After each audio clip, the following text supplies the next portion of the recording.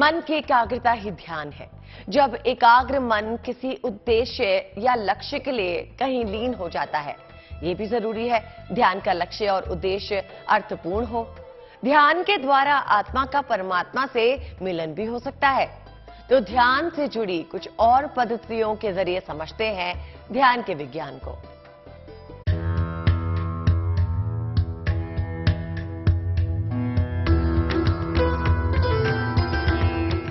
ध्यान से मिल सकते हैं भगवान, ध्यान से हो सकता है कल्याण। ध्यान यानी जागरूकता, ध्यान यानी अनावश्यक कल्पना और विचारों को मन से हटाकर शुद्ध और निर्मल मौन में चले जाना। ध्यान को साधने से इंसान स्वयं ही सधने लगता है। महर्षि पतंजलि ने 3000 वर्ष पूर्व अष्टांग योग में ध्यान के बारे में जो है वर्णन किया है। उसी को बहुत से ऋषि महर्षि हुए अलग अलग तरीके से ध्यान करते हैं। महर्षि महेश योगी का भावातीत ध्यान बहुत प्रचलित है।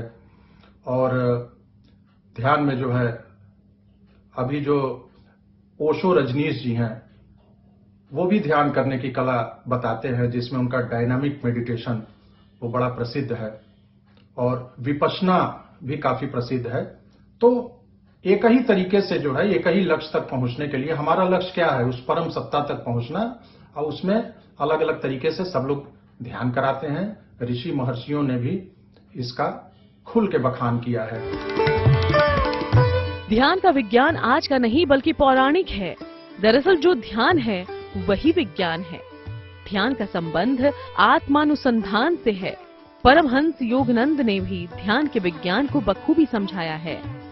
परमहंस योगानंद ने ध्यान की जिस विधि का दुनिया भर में प्रचार प्रसार किया है वो है क्रिया योग। मूल रूप से क्रिया योग पद्धति का आविष्कार एक महान गुरु बाबा जी महाराज ने किया था।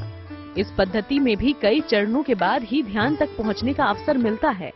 क्रिया योग पद्धति तमाम ध्यान पद्धतियों का अनूठा संयोग है। ध्यान आत्मिक विज्ञान का ही दूसरा नाम है। मन को केंद्रित करने की किसी भी तरह की क्रिया मनोयोग को ही ध्यान कहते हैं। स्वामी आनंद मूर्ति ने ध्यान के विज्ञान को समझाने की कोशिश की है। आनंद मूर्ति जी ने बहुत सारी ध्यान पद्धतियों का सृजन और विकास किया।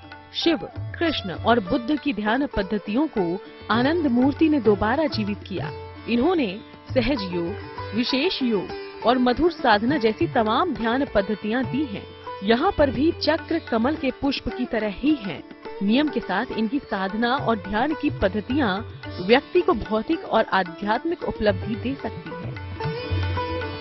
ध्यान को लेकर अलग अलग मत का जिक्र तो हमने किया, लेकिन ध्यान में लीन होने से पहले ये बेहद जरूरी है कि ध्यान के नियम और सावधानियों को भी जान लिया जाए, ताकि ध्यान के प्रभाव से आपका कल्याण हो सके।